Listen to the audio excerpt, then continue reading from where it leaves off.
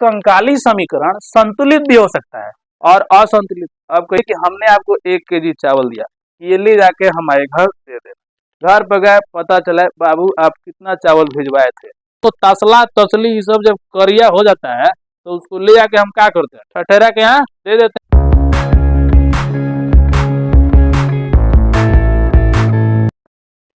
चलो हम शुरू करते हैं वहां से, है ना, जहां से रासायनिक अभिक्रिया के दौरान जो गैस में परिवर्तन हो रहा था। कहाँ से? गैस में परिवर्तन।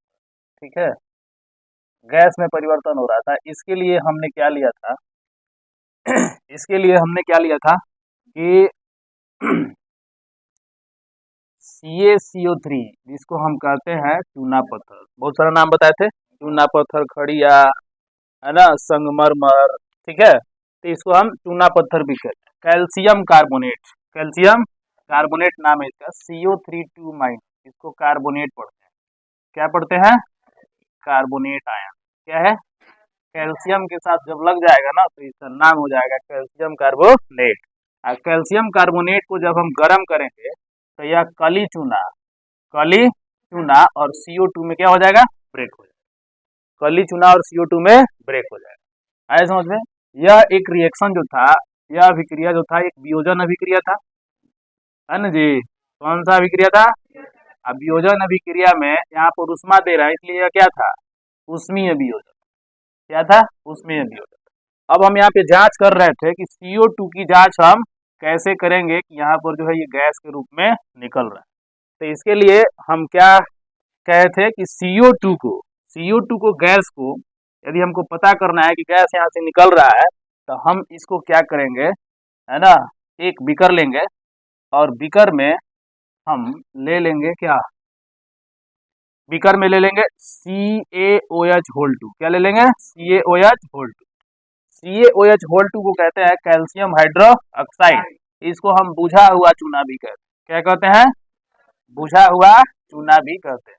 क्या कहते हैं इसको? बुझा हुआ चूना मतलब CaO कली चूना हो गया। इसमें हम कल पानी डाले थे तो ये क्या बन गया? कैल्शियम हाइड्रोक्साइड बन गया था। और यही कैल्शियम हाइड्रोक्साइड की वजह से इसका बीकर गर्म हो गया था, है ना, बीकर गर्म हो गया था। ठीक है, तो बीकर जब गर्म हो गया था तो जो अभिक्रिया के दौरान जो भी प्रोडक्ट बनेगा वो बुझा हुआ चूना है। क्या ये? बुझा हुआ चूना। तो इसमें आप लोग अंतर जो है कर लीजिएगा। CaO को कहते हैं कली चूना। क्या कहते हैं? कली चूना। CaCO3 को कहते हैं चूना पत्थर और CaOH2 को कहते हैं बुझा हुआ चूना। ये देखो, बुझा हुआ चूना। निम्न में पूछेगा, निम्न में बुझा हुआ चूना कौन है? तो CaOH2। चूना पत्थर कौन है? CaCO3। कली चूना कौन है? CaO। कली चूना कौन है? CaO। बात समझ आ रहा है? अब देखो, CaOH2 में इस CO2 गैस को हम प्रवाहित कर देंगे। किसको? गैस को? CO2। जैसे CO2 गैस को हम प्रवाहित करेंगे तो फिर क्या होगा? तुरंत जो ये बुझा हुआ चूना है ये दूधिया बन जाएगा। क्या बन जाएगा? दूधिया। यानी कहने का मतलब ये है कि CaOH2 में फिर से यदि हम CO2 प्रवाहित करेंगे तो इसमें से CO3 और H2O क्या हो जाएगा? अलग हो जाएगा। यही CO3 फिर से चूना पत्थर के रूप में बाहर आ जाएगा। ऐसा समझ में? अब देखो, ये जो रिएक्शन यहाँ पर दिख रहा है ना, इसका प्रयोग हमारे दैनिक जीवन में कहाँ होता है? अब देखिएगा, दीवारों पर हम चूना की पुताई करते हैं ना जी। दीवार पर चूना की जो पुताई करते हैं, है ना, अक्सर लोग पुताई गर्मी के दिन में करते हैं। किसमें? गर्मी के दिन। गर्मी के दिन में क्यों करते हैं? इसलिए गर्मी के दिन में करते हैं कि गर्मी के दिन में क्या होता है, टेम्परेचर ज्यादा होता है ना, वाटर का वेपोराइजेशन बहुत जल्दी होता है। जाड़े के दिन में नहीं होता है। जाड़े के दिन में दीवारें खराब हो जाती है। ऐसा समझ में? तो देखो क्या होता है, दीवार पर क्या पोतते हैं? मार्केट से खरीद के लाते हैं CaO। क्या खरीद के लाते हैं? ये वाला चूना खरीद के लाएंगे और CaOH2 घर पे बनाते हैं पानी डाल के, और इसी CaOH2 को दीवार पर पोत देते हैं। ऐसा समझ में? जब वो गीला हो जाता है तो उसको क्या करते हैं? दीवार पर पोत देते हैं। अब क्या होता है कि वातावरण से CO2 एब्जॉर्ब करता है, वायुमंडल से CO2 क्या करेगा? लेगा, और ले करके तुरंत चूना पत्थर बनाएगा। अब पानी भाप बन के उड़ जाएगा। दीवार पर क्या बचेगा? चूना पत्थर। और यही सफेदी का, है ना, प्रदर्शन करता है। सफेदी का प्रदर्शन कौन करता है? चूना पत्थर करता है। समझ में? इस तरीके से हम क्या करते हैं, CaOH2 का प्रयोग दीवार पर पुताई के लिए, सफेदी के लिए किया जाता है। समझ में? जैसे तुरंत क्या कीजिएगा, चूना को दीवार पर पोतिएगा ना तो उतना सफेद नहीं दिखेगा, लेकिन कुछ दिन के बाद आप देखिएगा कि बहुत सफेद हो जाता है। ऐसा क्यों हुआ? क्योंकि CaOH2 वातावरण से CO2 को ऑब्जर्व कर लिया, और ऑब्जर्व करने के बाद क्या हुआ कि CO3 बनाया और वाटर भाप बन करके वायुमंडल में मिल गया। दीवार पर क्या बच गया? चूना पत्थर। ऐसा समझ में? तो इस तरह से जो है इसको हम सफेदी के कार्य में भी लेकर के आते हैं। किसको? CaOH2 को। यही मार्केट से क्या खरीद कर लाते हैं? काली चूना। घर पे क्या बनाते हैं? बुझा हुआ चूना। दीवार पर किसको पोतते हैं? बुझा हुआ चूना। है समझ में? अब दीवार पर, अब बताओ सफेदी का कार्य कौन करता है? CaCO3। है समझ में? CaCO3। तो देखो ये CO2 को हम सप्लाई करते हैं, तो इस तरह से ये रिएक्शन होता है। अब एक और चीज हम कल बताए थे कि अधिक मात्रा में जब CO2 का सप्लाई हो जाएगा, है ना, अधिक मात्रा में, बहुत ज्यादा मात्रा में CO2 का अप्लाई हो जाएगा ना, सप्लाई कर देंगे, तो कैल्शियम कार्बोनेट ना बना करके ये बना देगा, है ना, CO2 ये बना देगा CaHCO3। इसको कहते हैं कैल्शियम हाइड्रोजन कार्बोनेट। क्या बना देगा? कैल्शियम हाइड्रोजन कार्बोनेट बना देगा। समझ में? क्या बना देगा? कैल्शियम हाइड्रोजन कार्बोनेट बना देगा और जल बना देगा। ये जो है इतना सारा चीज ये क्या करता है? बना देता है। समझ में? यहाँ पे देखो HCO3 क्या है? HCO3 माइनस होता है, इसको कहते हैं हाइड्रोजन कार्बोनेट। जहां HCO3 लगाओ समझ लो उसमें क्या लगा है? हाइड्रोजन कार्बोनेट लगा। क्या लगा है? हाइड्रोजन कार्बोनेट लगा। ये पहले परिवर्तन का। एक और एग्जाम्पल हम लोग गैस में परिवर्तन का लिए थे। क्या लिए थे? कि अम्ल जो है ना, धातु से अभिक्रिया करता है और यह लवण और जल बनाता है। क्या बनाता है? लवण और जल बनाता है। ठीक है, तो अम्ल कहने का मतलब क्या हो गया? HCl हो गया। सॉरी, अरे देखो अम्ल धातु से अभिक्रिया करके लवण और गैस ना हम लोग को निकालना है, तो हाइड्रोजन गैस बनाता है। ठीक है, कैसे बनाता है? देखिए HCl H2SO4, ठीक है, HCl H2SO4 ये क्या है? अम्ल है। क्या है ये? अम्ल है। अम्ल कैसे पता चलता है? ठीक है, तो ये जल में घुलेगा तो क्या देगा? H+ आयन देगा। अब इसी को हमको धातु से रिएक्शन करा देना। धातु से रिएक्शन करा दीजिए तो ये बनेगा NaCl और ये कौन सा गैस देगा? Hydrogen gas. ये बनेगा ZnSO4 और कौन सा गैस देगा? हाइड्रोजन गैस देगा। देखिए दोनों, है ना, हाइड्रोजन गैस निकल रहा है ना, NaCl ये सब लवण बन जाएगा। क्या बन जाएगा? लवण बन जाएगा। तो NaCl क्या है? ये NaCl और बदले में क्या देगा? गैस। लवण नहीं बनेगा, एक्वस सोल्यूशन बनेगा। क्या बनेगा? एक्वस सोल्यूशन, जलीय विलयन बनेगा। क्योंकि ये सब किस फॉर्म में रहता है? एक्वस फॉर्म में। एक्वस फॉर्म में क्यों रहता है? कि कोई भी अम्ल हो या क्षार हो, वो अपनी अम्लीयता और क्षारीयता को जल में ही प्रदर्शित करता है। ठीक है, इसलिए यह जलीय विलयन होगा। तो यहाँ पर हम देख रहे हैं कि रासायनिक अभिक्रिया के दौरान किस तरह से गैस में परिवर्तन हो रहा है। तो गैस में परिवर्तन देख लिए, और गैस में परिवर्तन में हाइड्रोजन गैस और CO2 गैस। अब हम लोग इसको देखेंगे कि किस तरह से जांच करते हैं, किस तरह से जांच करते हैं। तो हाइड्रोजन गैस की जांच के लिए हम क्या करेंगे? एक बीकर लेंगे और इसमें बनाएंगे सोप सोल्यूशन। क्या बनाएंगे? साबुन का विलयन बनाएंगे। और जैसे ही इसमें H2O गैस प्रवाहित करेंगे, तुरंत इसमें से क्या निकलेगा? बुलबुला, है ना। क्या निकलेगा? बुलबुला निकलेगा। और इस बुलबुले के पास जब हम क्या ले जाएंगे, है ना, बर्निंग कैंडल लेके जाएंगे, यानी जलती हुई मोमबत्ती, तो इसमें से कौन सी आवाज आएगी? फट फट की आवाज आएगी। कौन सी आवाज? फट फट की आवाज आएगी। तो इससे हम समझ जाएंगे कि इसमें कौन सी गैस है? Hydrogen gas. जैसे इसमें हाइड्रोजन गैस फ्लो करेंगे, बुलबुला निकलेगा। उस बुलबुले में पहले से हाइड्रोजन गैस रहेगा, है ना। सांप कह रहे हैं, है ना, साबुन के, है ना, विलयन में बुलबुला रहेगा, और उस बुलबुले में कौन गैस रहेगा? Hydrogen gas. और जैसे उसके पास बर्निंग कैंडल ले जाएंगे, वो जलेगा और कौन सी आवाज देगा? फट फट की आवाज देगा। और इस तरह से हम समझ जाएंगे कि इसमें हाइड्रोजन गैस है। तो हाइड्रोजन गैस की जांच कैसे करते हैं? ठीक है, यहाँ तक हम लोग गैस कैसे मिल सकता है जी। समझ लीजिए कि NaCl के एक्वस सोल्यूशन में, क्या जी, NaCl के एक्वस सोल्यूशन में जब हम विद्युत धारा प्रवाहित करते हैं, क्या प्रवाहित करते हैं? विद्युत धारा, तो यह दो पार्ट में टूट जाता है, सोडियम और क्लोरीन गैस। कौन गैस? सोडियम और क्लोरीन गैस में क्या होता है?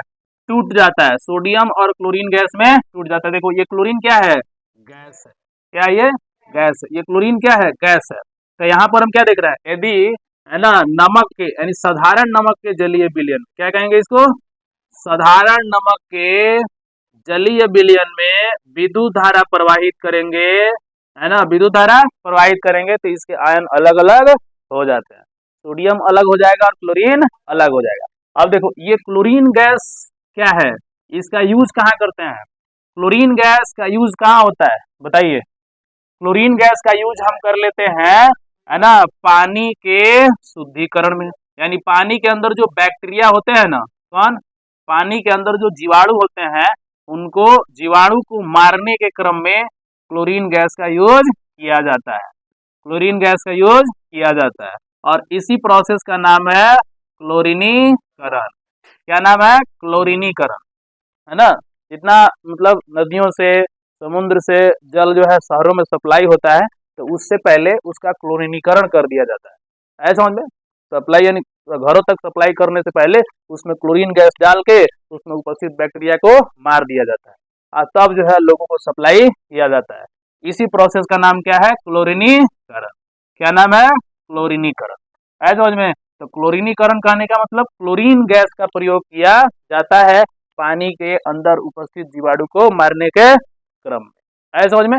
तो क्लोरीन गैस कैसे मिलेगा, तो ये हमारे घर में भी मौजूद होता है, कौन, नमक, साधारण नमक, और साधारण नमक को जलीय विलयन में, जलीय विलयन बनाओ, उसमें विद्युत धारा प्रवाहित करो, और इसके बाद देखो दोनों सोडियम और क्लोरीन क्या हो जाएंगे, अलग अलग, आए समझ में। तो इस तरह से ये भी देखो कौन सा परिवर्तन हो रहा है, गैस में परिवर्तन, कौन सा परिवर्तन हो रहा है, गैस में परिवर्तन हो रहा है, समझ आ गया। अब देखो इसी यदि क्लोरीन गैस को हाइड्रोजन के साथ रिएक्शन कराते हैं, किसके साथ, हाइड्रोजन के साथ, तो बन जाएगा 2HCl। क्या बन जाएगा ये, 2HCl, जिसको कहते हैं हाइड्रोक्लोरिक अम्ल। क्या कहते हैं ये, हाँ, हाइड्रोक्लोरिक अम्ल इसको कहा जाता है, हाइड्रोक्लोरिक अम्ल इसको कहा जाता है। हम लोग अभी पढ़ रहे हैं खाली अभिक्रिया के प्रकार, अभिक्रिया खाली पढ़ रहे थे, ठीक है। चलिए, और अभिक्रिया क्या था, अब अगला अभिक्रिया पर हम लोग चल रहे हैं, ऑक्सीकरण और अवकरण, ऑक्सीकरण और अवकरण। चलो, ऑक्सीकरण कहने का मतलब क्या हुआ, उपचयन, क्या हुआ, उपचयन, और अवकरण कहने का मतलब अपचयन, अपचयन, है ना। ऑक्सीकरण और अवकरण, देखो ऑक्सीकरण कहने का मतलब होता है ना, ऑक्सीजन का योग, बोलो, ऑक्सीकरण मतलब ऑक्सीजन का योग, अवकरण मतलब ऑक्सीजन की कमी, ऑक्सीजन की कमी, यानी ऑक्सीजन का ह्रास भी कहते हैं, क्या कहते हैं, ऑक्सीजन का ह्रास। एक और बात इसमें क्या, हाइड्रोजन का ह्रास, क्या कहेंगे, हाइड्रोजन का ह्रास, है ना, और इसको क्या कहेंगे, हाँ, हाइड्रोजन का संयोग, हाइड्रोजन का संयोग कहेंगे। तो याद रखो, है ना, ऑक्सीकरण अभिक्रिया क्या है, वह अभिक्रिया जिसमें ऑक्सीजन का योग हो और हाइड्रोजन का ह्रास हो, उसे ऑक्सीकरण अभिक्रिया कहते हैं। और वह अभिक्रिया जिसमें ऑक्सीजन का ह्रास हो और हाइड्रोजन का संयोग हो, तो उसे हम क्या कहते हैं, अवकरण अभिक्रिया कहते हैं। तो कहने का मतलब सोडियम यदि ऑक्सीजन से अभिक्रिया कर लिया तो ये देखो ये ऑक्साइड बना लिया, क्या बना लिया, ऑक्साइड, यहाँ ऑक्सीजन का संयोग हो गया, क्या हो गया, ऑक्सीजन का संयोग। यही यदि सोडियम हाइड्राइड से हाइड्रोजन यदि बाहर हो जाए तो हम कहेंगे कि हाइड्रोजन का ह्रास हो गया, क्या हो गया, वियोग हो गया, क्या हो गया, वियोग। तो यहाँ पर भी क्या हो रहा है, उपचयन, और यहाँ पर भी क्या हो रहा है, उपचयन। देखो दोनों के केस में उपचयन हो रहा है, यहाँ ऑक्सीजन देखो जुट रहा है, क्या हो रहा है, जुट रहा है, संयोग हो रहा है, और यहाँ पर हाइड्रोजन का क्या हो रहा है, वियोग हो रहा है ना, वियोग बोले तो ह्रास हो रहा है।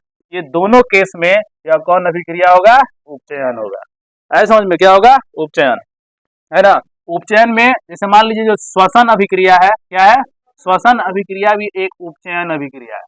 कौन अभिक्रिया है, उपचयन, क्यों है, क्योंकि इसमें ग्लूकोज क्या करता है, C6H12O6 ऑक्सीजन से अभिक्रिया करता है, तब ये बनाता है CO2 और H2O बनाता है, और उसके बाद हमको एनर्जी मिलती है। देखो तो श्वसन अभिक्रिया भी क्या है, उपचयन अभिक्रिया।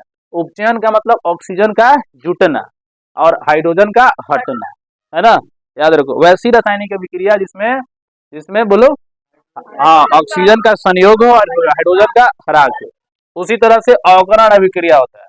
अवकरण माने ऑक्सीजन का क्या ह्रास और हाइड्रोजन का संयोग।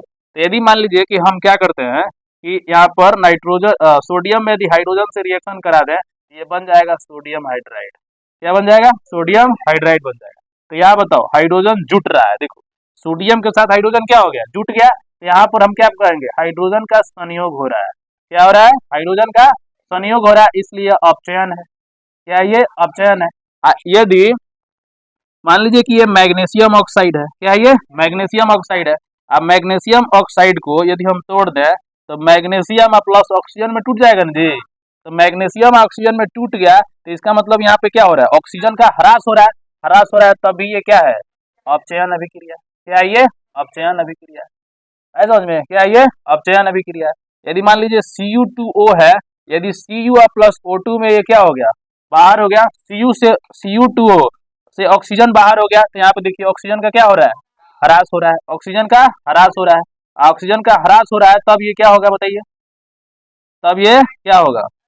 अपचयन अभिक्रिया हो जाएगा। तो यहाँ पर भी देखो क्या हो रहा है? अपचयन हो रहा है। तो अपचयन और उपचयन में क्या अंतर है ना? ऑक्सीकरण अभिक्रिया वह अभिक्रिया है जिसमें ऑक्सीजन का संयोग और हाइड्रोजन का ह्रास होता है, और अवकरण अभिक्रिया वह अभिक्रिया है जिसमें ऑक्सीजन का ह्रास और हाइड्रोजन का संयोग होता है। समझ में? ऐसे अभिक्रियाओं को हम ऑक्सीकरण और अवकरण अभिक्रिया कहते हैं। है समझ में? ऑक्सीकरण और अवकरण अभिक्रिया कहते हैं। एग्जाम में पूछेगा ऑक्सीकरण अभिक्रिया क्या है, तो ऑक्सीजन का संयोग, हाइड्रोजन का ह्रास। अवकरण पूछेगा तो ऑक्सीजन का ह्रास और हाइड्रोजन का संयोग। बात समझ में आ गया? ठीक है। अब दोनों को मिला के, कभी कभी दोनों को मिला के अभिक्रिया होता है जिसको हम रेडॉक्स कहते हैं। क्या कहते हैं जी? रेडॉक्स अभिक्रिया। कौन अभिक्रिया? रेडॉक्स अभिक्रिया, यानी इसको उपोपचयन भी कहते हैं। क्या कहते हैं जी? उपोपचयन। उपोपचयन। उपोपचयन अभिक्रिया। कौन अभिक्रिया? उपोपचयन अभिक्रिया भी इसको कहा जाता है। उपोपचयन। देखिए इसमें हम लेंगे कॉपर ऑक्साइड। क्या ले लेंगे? कॉपर ऑक्साइड, और इसमें H2 से रिएक्शन करा देंगे। किससे? H2 से रिएक्शन करा देंगे। देखो ध्यान से, CuO यहाँ पर देख लो पहले से ऑक्सीजन लगा हुआ है, लगा है ना। इसमें कौन जुट रहा है जी? हाइड्रोजन। पहले से ऑक्सीजन लगा, जैसे हाइड्रोजन से रिएक्शन करेगा तुरंत ये बना लेगा Cu, है ना, Cu प्लस H2O। क्या बना लेगा? Cu प्लस क्या बना लेगा? H2O। अब यहाँ पे देखिए पहले से इसमें क्या था? ऑक्सीजन। यहाँ पे देखिए ऑक्सीजन है नहीं है। ये बताओ ऑक्सीजन हटा के जुटा। यहाँ पे देखो, यहाँ ऑक्सीजन हटा, यहाँ ऑक्सीजन हटा, इनके बीच क्या लिखेंगे? ऑक्सीजन का संयोग हो रहा है कि ह्रास हो रहा है? हाँ, यहाँ संयोग, यहाँ ऑक्सीजन का ह्रास हो रहा है। ह्रास होने का मतलब, ऑक्सीजन का ह्रास होने का मतलब ये अपचयन हो गया। क्या हो गया? अपचयन। ठीक है। कौन सा अभिक्रिया हो गया? अपचयन। यहाँ पे देखो हाइड्रोजन जो है ये ऑक्सीजन के साथ जुट रहा है। क्या है? जुट रहा है। ऑक्सीजन, यानी समझिए यहाँ पर हाइड्रोजन के साथ ऑक्सीजन जुट रहा है। यहाँ ऑक्सीजन हट रहा है लेकिन यहाँ ऑक्सीजन जुट रहा है, इसलिए यहाँ पर क्या हो गया? उपचयन हो गया। क्या हो गया? उपचयन। अब देखो ये दोनों अभिक्रिया एक साथ हो रहा है ना, और दोनों अभिक्रिया एक साथ होगा तो ऐसी अभिक्रिया जहां होगी उसको हम क्या कहते हैं? रेडॉक्स अभिक्रिया। ठीक है। तो पूछा जाए रेडॉक्स अभिक्रिया क्या है, तो रेडॉक्स अभिक्रिया वह अभिक्रिया है जिसमें ऑक्सीकरण और अवकरण दोनों होता है, इसमें अपचयन और उपचयन दोनों एक साथ होता है, उसे हम रेडॉक्स अभिक्रिया कहते हैं। आए समझ में? अब मान लो पूछा जाए यहाँ से उलट के क्वेश्चन पूछ दिया जाए कि ऑक्सीकरण और अवकरण में अंतर बताए, तो ऑक्सीकरण और अवकरण में अंतर बताए तो दोनों को लिख देना है। ऑक्सीकरण अभिक्रिया वह अभिक्रिया जिसमें ऑक्सीजन का संयोग होता है, और अवकरण अभिक्रिया वह अभिक्रिया जिसमें ऑक्सीजन का ह्रास होता है। ठीक है। और उसी तरह से ऑक्सीकरण में हाइड्रोजन का ह्रास होता है और इसमें हाइड्रोजन का संयोग होता है। तो इस तरह से हम तीनों अभिक्रिया को क्या करेंगे? बता देंगे। ठीक है। अब अगला टॉपिक ये हो गया ऑक्सीकरण। तरह तरह का अभिक्रिया हम लोग पढ़ लिए थे। उष्मा शोषी पढ़े थे जी, और उष्मा क्षेपी। उष्मा शोषी और उष्मा क्षेपी हम लोग पढ़ लिए थे। यहां तक हम लोग आ गए थे। एकल विस्थापन, द्विविस्थापन, ठीक है, एकल विस्थापन, द्विविस्थापन, और चलिए अब हम लोग देखेंगे, है ना, रासायनिक अभिक्रिया। रासायनिक अभिक्रिया के भाग, रासायनिक अभिक्रिया के भाग। देखिए हम लोग इतना रासायनिक अभिक्रिया पढ़ रहे थे, ठीक है, और उसमें हम क्या देख रहे थे कि पहले चीजें संयोग हो रही थी, है ना, संयोग हो रही थी, तब नया पदार्थ बन रहा है। यानी दो बात हम देखे, रासायनिक अभिक्रिया से पहले, रासायनिक अभिक्रिया से पहले, जब अभिक्रिया नहीं था, अभिक्रिया से पहले, है ना, रासायनिक अभिक्रिया, ये रासायनिक अभिक्रिया हो गया, तो ये हो गया इसके पहले वाला कहानी और इसके बाद वाला कहानी। यदि मान लीजिए कि सोडियम है और ये ऑक्सीजन है ना, अब ये देखो दोनों दोनों अभी अभी जो है अभी मिला नहीं है, अब ये मिलने वाला है, मिलेगा तो क्या होगा, रासायनिक अभिक्रिया। और जैसे रासायनिक अभिक्रिया होगा तुरंत एक नया प्रोडक्ट क्या हो जाएगा, बन जाएगा, तुरंत एक नया प्रोडक्ट बन जाएगा। समझ आ रहा है, तुरंत क्या हो जाएगा, एक नया प्रोडक्ट बन जाएगा, तुरंत एक नया प्रोडक्ट बन जाएगा। देखो तो रासायनिक अभिक्रिया से पहले और रासायनिक अभिक्रिया के बाद, यानी इसका कहने का मतलब कि रासायनिक अभिक्रिया में भाग लेने वाले, देखो ये रासायनिक अभिक्रिया में भाग लेने वाले जो तत्व होते हैं, यौगिक होते हैं, अणु होते हैं, समझ में, ये रासायनिक अभिक्रिया में भाग ले रहे हैं। अभी रासायनिक अभिक्रिया हुआ नहीं है, रासायनिक अभिक्रिया में भाग ले रहे हैं, तो रासायनिक अभिक्रिया में भाग लेने वाले तत्व, अणु या यौगिक, यौगिक को हम कहते हैं, है ना, अभिकारक। क्या कहते हैं, अभिकारक, यानी इसको अंग्रेजी में रिएक्टेंट्स कहते हैं। क्या कहते हैं अंग्रेजी में, ये अभिकारक, है ना, यानी वे पदार्थ जो रासायनिक अभिक्रिया में भाग लेते हैं उन्हें हम क्या कहते हैं, अभिकारक। और रासायनिक अभिक्रिया के दौरान बनने वाले जो नए पदार्थ होते हैं उन्हें क्या कहते हैं, उत्पाद कहते हैं, यानी प्रोडक्ट कहते हैं। कभी कभी इसको प्रतिफल भी कहा जाता है। क्या कहते हैं इसको, प्रतिफल भी कहा जाता है समझ में। तो देखो रासायनिक अभिक्रिया के कितने भाग हो गए, दो, एक अभिकारक और एक उत्पाद। अभिकारक हो गया रासायनिक अभिक्रिया के पहले वाली कहानी और उत्पाद हो गया रासायनिक अभिक्रिया के बाद की, समझ में। तो उत्पाद क्या होता है, तो रासायनिक अभिक्रिया के दौरान बनने वाले नए पदार्थ उत्पाद कहलाते हैं और रासायनिक अभिक्रिया में भाग लेने वाले पदार्थ अभिकारक कहलाते हैं। इतना बात क्लियर हो गया। तो रासायनिक अभिक्रिया के कितने भाग, दो भाग, अभिकारक और उत्पाद, अभिकारक और उत्पाद। अब एक बात सुनो, अब देखो इसमें क्या हो सकता है, रासायनिक अभिक्रिया के पहले, रासायनिक अभिक्रिया के पहले जितने भी तत्व, यौगिक, जितने भी तत्व और यौगिक, है ना, भाग लेते हैं उन्हें अभिकारक कहते हैं। क्या कहते हैं, उन्हें अभिकारक, है ना, और जो नया पदार्थ बनता है उसे उत्पाद कहते हैं। तो ये एक जनरल सा टर्म हो गया कि अभिकारक किसे कहते हैं और उत्पाद किसे कहते हैं, इसमें कोई दिक्कत। अब देखो अब क्या होता है कि रासायनिक अभिक्रिया को हम रासायनिक अभिक्रिया के समीकरण को कैसे लिखते हैं, यानी जिसको हम कहते हैं रासायनिक समीकरण, रासायनिक समीकरण, है ना, रासायनिक समीकरण को कैसे लिखते हैं, चलो इस पर हम लोग बात कर रहे हैं। बहुत आसान है ये सब चीज, थोड़ा सा आपको इमेजिन करना है, ठीक है। रासायनिक समीकरण, अब मान लीजिए कहा जाए कि मैग्नीशियम, मैग्नीशियम ऑक्सीजन से अभिक्रिया करके ऑक्सीजन के उपस्थिति में जलकर, उपस्थिति में जलकर, जलकर बोलो क्या बनाता है, मैग्नीशियम ऑक्साइड बनाता है, मैग्नीशियम ऑक्साइड बनाता है ना।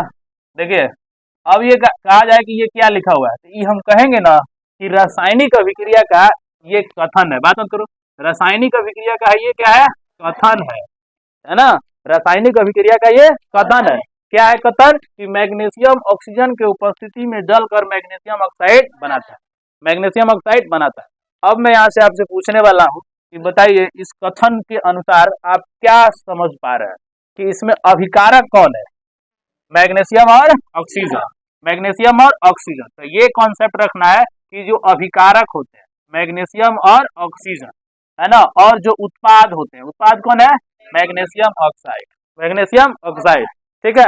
अब इसके रासायनिक समीकरण को लिखने के लिए सबसे पहले हम पता करेंगे कि मैग्नीशियम, इसमें अभिकारक कौन है और उत्पाद कौन है। एक एरो लेते हैं, क्या लेते हैं, एरो, तीर का निशान, देखो तीर का निशान आए समझ में, बाएं से दाएं, तीर का निशान कहाँ है, बाएं से दाएं, बाएं से दाएं।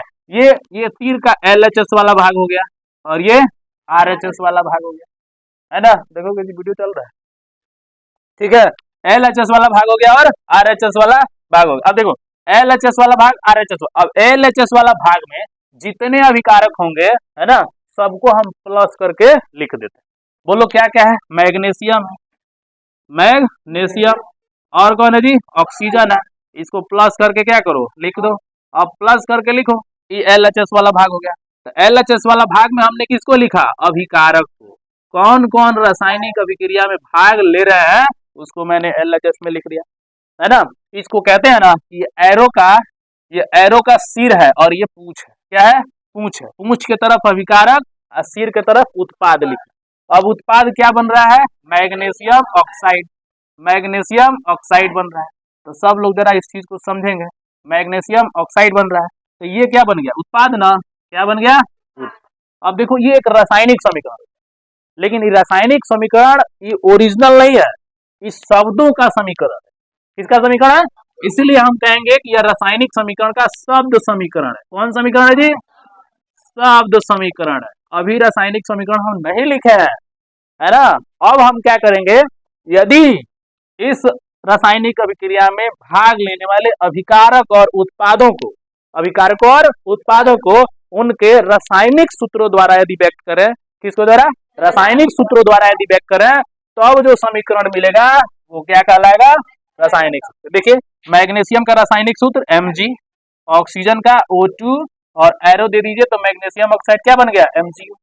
मैग्नीशियम ऑक्साइड MgO बन गया। क्या बन गया, MgO। अब ये जो सूत्र मिला ना, इसी का नाम क्या है, रासायनिक समीकरण। अब बताओ, अब पूछा जाए रासायनिक समीकरण क्या है, तो रासायनिक समीकरण वह समीकरण है जिसमें अभिक्रिया में भाग लेने वाले अभिकारकों और उत्पादों को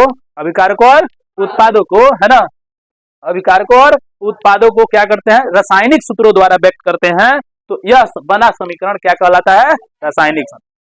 जब तक रासायनिक सूत्र हम नहीं व्यक्त करेंगे तब तक रासायनिक समीकरण नहीं बनेगा, है समझ में। तो सबका रासायनिक समीकरण होना चाहिए। तो ये हो गया कथन, ये हो गया शब्द समीकरण और ये हो गया रासायनिक समीकरण। अब यहाँ पर क्लियर होगा कि ये जो रासायनिक समीकरण बनेगा इसको नॉर्मली कंकाली समीकरण भी कहते हैं। क्या कहते हैं, कंकाली समीकरण। कौन समीकरण, कंकाली समीकरण, है ना। अब ये कंकाली समीकरण में हम देखेंगे कि यह संतुलित है या असंतुलित, संतुलित और असंतुलित, है ना, असंतुलित। ये जब समीकरण बनेगा नॉर्मली ना, तो अभी उसको हम पता नहीं किए रहेंगे कि यह संतुलित है कि असंतुलित, तो उस वक्त हम इसको कंकाली समीकरण कहते हैं। क्या कहते हैं, कंकाली समीकरण। तो देखो किस तरह से, तो सबसे आपको पहले अभिक्रिया के बारे में कथन मालूम होना चाहिए, फिर आपका शब्द समीकरण मालूम होना चाहिए, फिर आपका रासायनिक समीकरण मालूम होना चाहिए, उसके बाद संतुलित और असंतुलित की कहानी है। जैसे मान लीजिए आपको कहा जाए कि आयरन ऑक्सीजन से मिलकर, क्या जी, ऑक्सीजन से अभिक्रिया कर आयरन ऑक्साइड बनाता है। क्या बनाता है जी, आयरन ऑक्साइड बनाता है। तो अब बताओ, आयरन ऑक्साइड बनाता है, ये क्या लिख दिए हम, ये क्या लिख दिए, कथन। रासायनिक अभिक्रिया का क्या हो गया, कथन। यदि मान लीजिए हमको शब्द समीकरण लिखना है तो बोलो क्या लिखेंगे, शब्द समीकरण में क्या लिखेंगे, iron plus oxygen plus arrow के बाद आयरन ऑक्साइड, है ना। या 3 कहने का मतलब आयरन की संयोजकता कितना है, 3 है, समझ में, आयरन की संयोजकता 3 है। तो देखो आयरन को किससे सूचित करते हो, Fe से, ऑक्सीजन को O2 से, अब ये बन गया Fe2O3, Fe2O3 बन गया, समझ में, कितना बन गया जी, Fe2O3, 2 से मल्टीप्लाई कर दो इधर, तो 2 3 6 को ऑक्सीजन हो गया और इधर कितना कर दो 4, देखो बैलेंस हो गया। अब यहाँ पर हम क्या देख रहे हैं कि Fe हो गया O2 हो गया, अब ये इसका क्या बन गया, कथन का रासायनिक समीकरण। समझ में, हमने क्या लिखा, आयरन का सूत्र Fe, ऑक्सीजन का O2, ऑक्सीजन का हम बताया था ना अकेले नहीं रहता है, समझ में, O2 के फॉर्म में रहता है। आयरन 3 ऑक्साइड क्या बन गया, Fe2O3। यदि मान लीजिए कि हम ये हटा देते हैं यहाँ से, सपोज दैट इसको हटा देते हैं, है ना, तो हम क्या एब्जॉर्ब करते हैं, अब यहाँ से हमको समझना, ठीक है। अब देखिए ये जो समीकरण बन गया ना, ये कंकाली हो गया। क्या हो गया, कंकाली। अब ये कंकाली समीकरण संतुलित भी हो सकता है और असंतुलित। अब कहिएगा संतुलित असंतुलित का बकबका रहा है आप, ये है कि नहीं तो सुनो, संतुलित असंतुलित क्या होता है। जैसे मान लीजिए कि हमने आपको 1 kg चावल दिया, ये ले जाके हमारे घर दे देना, घर पर गए, पता चला बाबू आप कितना चावल भिजवाए थे, 1 kg, तो हम वजन किए तो चावल 600 ग्राम था, अब 400 ग्राम कहाँ आ गया, तो उसको धरेंगे, है ना, 400 ग्राम कहा गया भाई, हमने जितना दिया था उतना ही ना चावल रहना चाहिए जी। आखिर वो चावल भगवान जी तो नहीं लेके जाएंगे, कौवा कैसे कैसे लेके चल जाएगा, आखिर वो चावल कहाँ गया हमको बताओ। तब उसको धरेंगे तो कहेंगे रास्ते में आ रहे थे ना, तो जो है तरबूज बिक रहा था, तो चलो 400 ग्राम दे के तरबूज खाते आ गए। तब कहे ठीक है, अब की बार से तुमको हम नहीं देंगे। लेकिन पता चल गया ना कि 400 ग्राम कहाँ गया। इसका कहने का मतलब ये हुआ कि इसको कहते हैं कि प्रकृति में जो होता है ना, प्रकृति में द्रव्यमान का ना तो क्षरण होता है और ना ही उसका उसका क्षरण माने विनाश होता है, और ना ही उसका निर्माण होता है। ऐसे समझ में, इसको कहते हैं, है ना, द्रव्यमान संरक्षण का सिद्धांत। क्या कहते हैं जी? हाँ, द्रव्यमान संरक्षण का सिद्धांत कहते हैं। अब सोचिए, द्रव्यमान संरक्षण का सिद्धांत का मतलब क्या हुआ? द्रव्यमान का न तो निर्माण हो सकता है और ना ही इसे हम क्षरण कर सकते हैं, और ना ही इसका विनाश हो सकता है। ऐसे कहने का मतलब ये हुआ कि हम एक एक मतलब एक यहाँ पर परमाणु Fe है, 2 परमाणु O2 है, तो बताइए हम जितना दिए थे उतने ना बनना चाहिए। ये 3 वो कैसे बन गया, है कि नहीं? इसका मतलब द्रव्यमान संरक्षण सिद्धांत का पालन नहीं हो रहा है। इसका मतलब ये अभिक्रिया समीकरण क्या है? गलत है। क्या ये गलत? मतलब ऐसा नहीं होना चाहिए। हमने तो भाई मतलब दिया था 1 ही मोल, यहाँ पे 2 मोल कैसे बन गया, है कि नहीं? समझ आ रहा है? तो कहने का मतलब ये हुआ, तब हम इसको कहेंगे क्या कि अभिक्रिया में और उत्पाद उपस्थित, सुनिए सुनिए ध्यान से, अभिक्रिया के अभिक्रिया के अभिकारक में और उत्पाद में उपस्थित तत्वों के परमाणुओं की संख्या, तत्वों के परमाणुओं की संख्या यदि बराबर नहीं है, बराबर नहीं है, तो समझ लो कि ये क्या है? असंतुलित है ना। ऐसे ही दिख रहा है, इधर 2 है इधर 1 है, इधर ऑक्सीजन 2 है इधर 3 है, ऐसे ही क्या है? ये असंतुलित है। समझ में, असंतुलित है। लेकिन यह असंतुलित समीकरण ठीक नहीं है, समझ में, क्योंकि इसका संतुलित होना आवश्यक है। इसके हिसाब से, हाँ, द्रव्यमान संरक्षण के सिद्धांत के हिसाब से इसका संतुलित होना जरूरी है, वरना प्रकृति का नियम गलत हो जाएगा, है कि नहीं? इसलिए हम क्या करते हैं, इसको फटाफट बैलेंस कर देते हैं। कितना बैलेंस करना है? 2 3 6 6 को ऑक्सीजन बना दो, 3 को हो गया, ठीक है, 3 ऑक्सीजन, इधर 2 को गुणा कर दो, तो 2 दूना 4, अभी क्या हो गया? संतुलित है। समझ में, तो संतुलित करना अत्यंत ही आवश्यक है, तो संतुलित कर लीजिएगा, है ना। अब देखो, संतुलित में ज्यादातर अनुमान विधि काम में आता है। कौन विधि? अनुमान विधि, ठीक है। एगो अनुमान विधि होता है, एगो गणितीय विधि होता है। हमको पढ़ना है कौन विधि? अनुमान विधि, hit and trial method, hit and trial method हमको पढ़ना है, ठीक है। तो अब हम लोग थोड़ा सा सीख लेंगे कि रासायनिक समीकरण को संतुलित कैसे करते हैं, और अब हम लोग सीखेंगे, है ना, रासायनिक समीकरण को संतुलित करना। रासायनिक समीकरण कितने तरह के होते हैं जी? 2 तरह के, एक संतुलित और एक असंतुलित। असंतुलित, संतुलित और असंतुलित रासायनिक समीकरण, ठीक है। तो द्रव्यमान संरक्षण के सिद्धांत को ध्यान में रखते हुए हमको करना है, ठीक है। चलिए एक एग्जांपल हम लोग ले लेते हैं। आयरन जल से अभिक्रिया कर हाइड्रोजन गैस बनाता है। क्या बनाता है? हाइड्रोजन। देखिए ध्यान से, कथन क्या है? आयरन जल से अभिक्रिया कर हाइड्रोजन ऑक्साइड और हाइड्रोजन गैस बनाता है। तो आयरन यानी इसका हम लोग लिखेंगे पहले शब्द समीकरण। क्या लिखेंगे जी? शब्द समीकरण। तो बोलो, शब्द समीकरण में क्या लिखेंगे? आयरन प्लस जल, है ना, एरो, आयरन ऑक्साइड और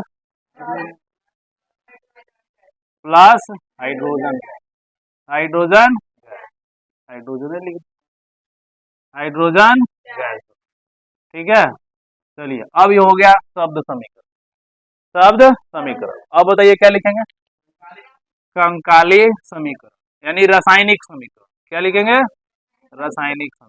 तो बोलिए रासायनिक समीकरण, है ना, रासायनिक समीकरण Fe प्लस H2 ये बनाएगा Fe3O4। क्या बनाएगा? ये वाला ऑक्साइड बनाएगा, है ना, Fe3O4 प्लस क्या होगा? H2 प्लस H2, ठीक है, प्लस H2। अब हमको ये तय करना है कि यह दिया हुआ रासायनिक समीकरण संतुलित है या नहीं, है ना, संतुलित है या नहीं। अब देखो हम क्या करेंगे, इसमें हम सबसे पहले हम एक सारणी बनाते हैं। क्या बनाते हैं? सारणी। तो हम लोग सारणी को गौर से देखेंगे। सारणी बनाते हैं। सारणी में कैसे बनाते हैं, क्या करते हैं, यहाँ लिखते हैं तत्व, है ना, और इसमें दो पार्ट कर देते हैं। अभिकारक में उपस्थित परमाणुओं की संख्या, परमाणुओं की संख्या। इसमें लिख देते हैं उत्पाद में उपस्थित परमाणुओं की, उपस्थित परमाणुओं की संख्या। समझ में, वीडियो चल रहा है जी, परमाणुओं की संख्या। ठीक है, अब देखो तत्व हम पहले देखेंगे कौन कौन तत्व है। तो तत्व क्या है जी, आयरन है, हाइड्रोजन है और ऑक्सीजन, तीन है ना। अब गिन के बताएंगे। अभिकारक में आयरन का गो है, एक, हाइड्रोजन का गो है, ऑक्सीजन का गो है। अब देखो यहाँ पर देखिए हाइड्रोजन का गो है, हाइड्रोजन 2 गो, आयरन का गो है 3 गो, ऑक्सीजन 4 गो, और ये हाइड्रोजन 2। देख रहे हैं ना। तो यहाँ पर क्या पता चल रहा है, जब इस टेबल को ऑब्जर्व कर रहे हैं तो हमको पता चल रहा है कि, है ना, पता चल रहा है कि इसमें, है ना, यह रासायनिक समीकरण, बोलो क्या है, असंतुलित है। रासायनिक समीकरण असंतुलित है, क्योंकि, क्योंकि जी, क्यों असंतुलित है,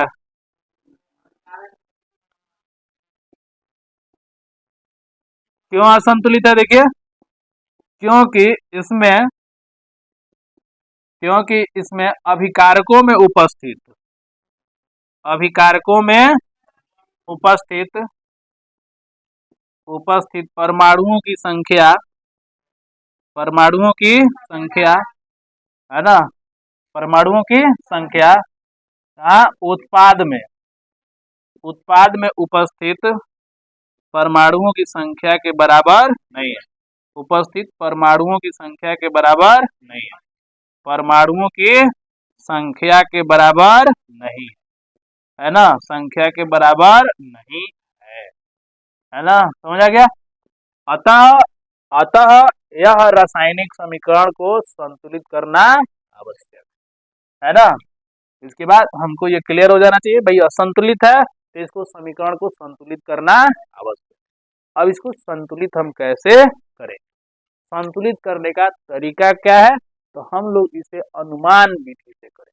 किस विधि से, अनुमान विधि से करें। तो जब भी एग्जाम में आपको क्वेश्चन आ जाए तो आप फटाफट इतना ढांचा तैयार कर लीजिए, ठीक है ना। और इतना ढांचा तैयार करने के बाद इसको संतुलित कर लीजिए। पहले आपको पता करना पड़ेगा कि यह संतुलित है या असंतुलित, ठीक है। जब असंतुलित होगा तो संतुलित करना आवश्यक है, जब संतुलित होगा तो उसको संतुलित करना आवश्यक नहीं है, ऑलरेडी संतुलित है, ठीक है। तो आइए हम लोग समझते हैं, है ना, संतुलित कैसे करेंगे। ठीक है, संतुलित कैसे करेंगे, कौन से रासायनिक समीकरण को संतुलित करना है, क्या है कंकाली समीकरण, पढ़ के बताइए।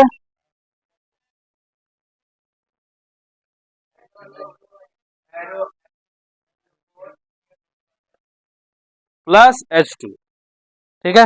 देखिए कि संतुलित करने के लिए सबसे पहले हम एक ऐसे यौगिक की तलाश करेंगे, ऐसे यौगिक की तलाश करेंगे। किसकी तलाश करेंगे, ऐसे यौगिक की तलाश करेंगे जो एक जटिल यौगिक, क्या, जटिल, जटिल मतलब समझ रहे हैं, जिसमें तत्वों की संख्या ज्यादा हो, यानी परमाणुओं की संख्या ज्यादा हो। तो इसमें जटिल यौगिक कौन है, बोलिए। जटिल यौगिक आयरन ऑक्साइड है ना। देखो इसमें परमाणुओं की संख्या सबसे ज्यादा है, ये जटिल यौगिक है, क्या ये जटिल है। तो देखो तरीका क्या है, सबसे पहले हम क्या करेंगे कि जो रासायनिक समीकरण दिया होगा उसको लिखे, Fe प्लस H2O, Fe3O4 और ये H2O, हो गया ना। इसको सबसे पहले बक्सा से घेर देते हैं। किससे घेरोगे, हाँ, कहाँ पर,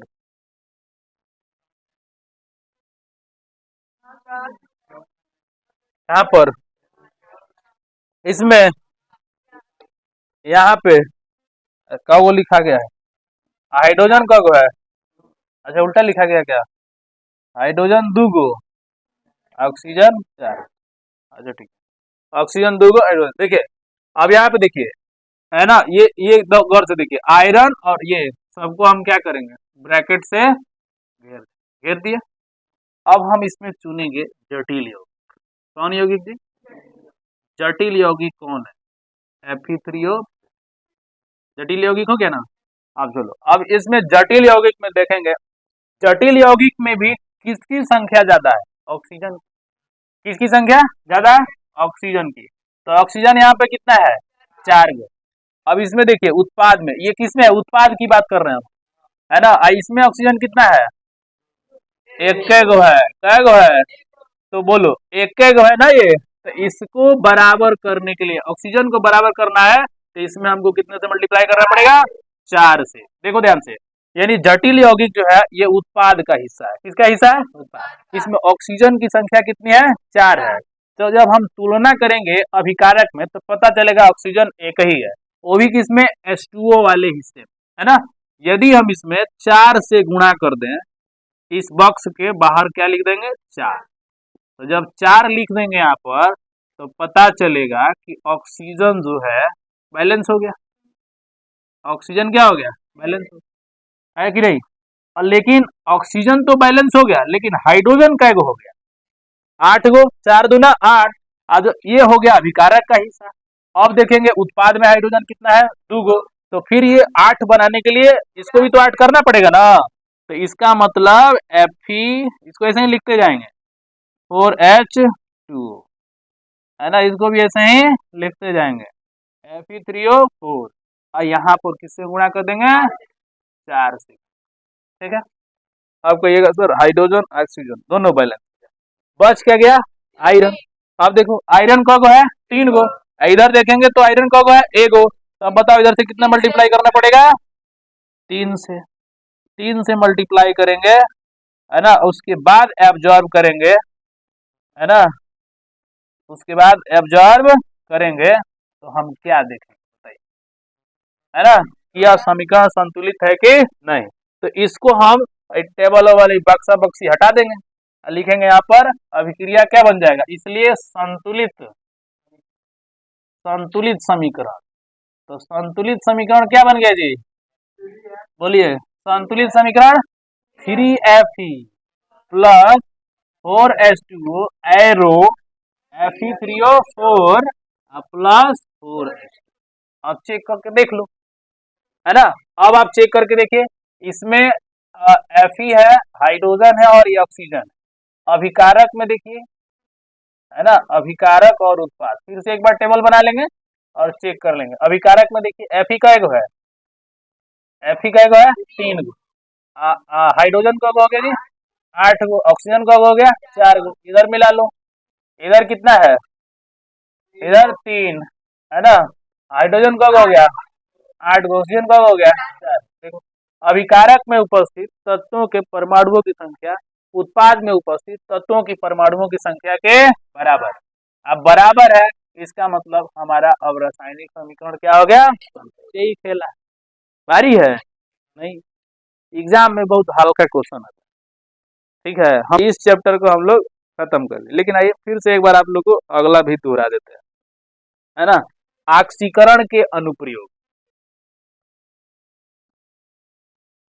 चलिए, ऑक्सीकरण का हमारे दैनिक जीवन में, है ना, दैनिक जीवन में उपयोग, दैनिक जीवन में, ठीक है।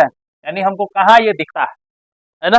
तो सबसे पहला यदि हम गौर से देखें तो श्वसन में। किसमें जी? श्वसन में। हम लोग देखें ना, श्वसन में, इसको भोजन के पाचन में भी कह सकते हैं ना।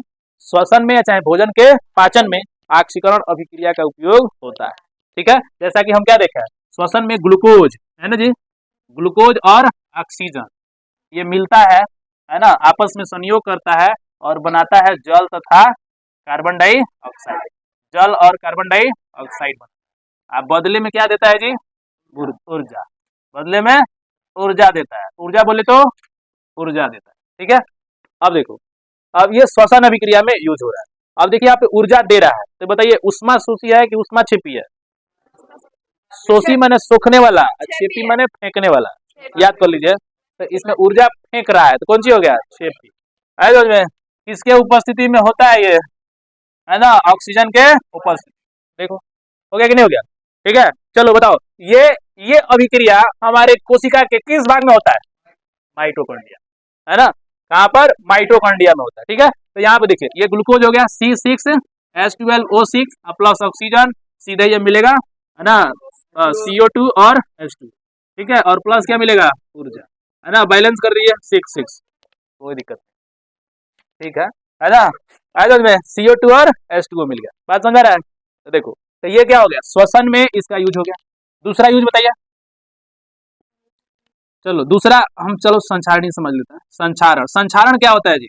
संक्षारण में आपको मैंने बताया था कि धातु जो होते हैं, है ना, ऑक्सीजन आर्द्रता के उपस्थिति में, आर्द्रता के उपस्थिति में संक्षारित हो जाता है। क्या हो जाता है? संक्षारित हो जाता है। समझ में? यानी इसको कहते हैं कि धातुओं का ऑक्सीकृत होना। क्या? धातुओं का ऑक्सीकृत होना ही क्या कहलाता है? संक्षारण कहलाता है। धातुओं का ऑक्सीकृत होना ही क्या कहलाता है? संक्षारण कहलाता है। समझ में? जैसे कि कॉपर जो है, कॉपर जब ऑक्सीजन से अभिक्रिया कर लेता है तो ये बनाता है कॉपर ऑक्साइड। क्या बनाता है? कॉपर ऑक्साइड बनाता है ना। तो बताइए, कॉपर ऑक्साइड बनाता है तो ऑक्साइड यानी कॉपर के ऊपर एक परत चढ़ जाती है। किस रंग की? हरे रंग की। हरे रंग की एक परत यानी हरा रंग का धब्बा जैसा हो जाता है। तो समझ जाइए कि वह जो है क्या हो गया है? संक्षारित हो रहा है। उसी तरह से जो चांदी होता है, कौन? चांदी, चांदी भी क्या करता है? चांदी भी ऑक्सीकृत हो जाता है। तो चांदी के ऊपर जो है किसका मतलब ये धब्बा चढ़ जाएगा? काले रंग का। किस रंग का? हाँ, काले रंग का धब्बा चढ़ जाता है। किस पर? चांदी के ऊपर। तो इसको भी हम कहते हैं कि ये क्या हो गया? संक्षारित हो गया। ठीक है? समझ में? उसी तरह से लोहा है। लोहा ऑक्सीजन से या मॉइस्चर के कांटेक्ट में आने से ये क्या हो जाता है ना, ये संक्षारित हो जाता है। क्या हो जाता है? ये संक्षारित हो जाता है। समझ में? संक्षारित हो जाता है। समझ में? तो देखो, लोहे का संक्षारण लोहे पर जंग लगना कहलाता है। लोहे पर जंग लगना कहलाता है। समझ में? लोहे पर जंग लगना कहलाता है। और यह भूरे रंग का एक परत सा होता है जो धीरे धीरे झड़ करके लोहे को क्या कर देता है? नष्ट कर देता है। ठीक है, तो देखो, तो लोहे पर जंग लगना क्या होता है? लोहा को जब आर्द्रता के संपर्क में रख देंगे तो लोहा क्या हो जाएगा? लोहे पर जंग लग जाएगा। और लोहे पर जंग लगना एक जो है बहुत एक धीमी प्रक्रिया, तुरंत नहीं होता है। ये क्या? ये धीमी प्रक्रिया, मतलब उसको ज्यादा समय तक हम लोहे को खुले अवस्था में छोड़ देंगे, है ना, जिसमें पानी और हवा के संपर्क में हो जाए तो वो धीरे धीरे उसका सतह क्या होता है? नष्ट हो जाता है।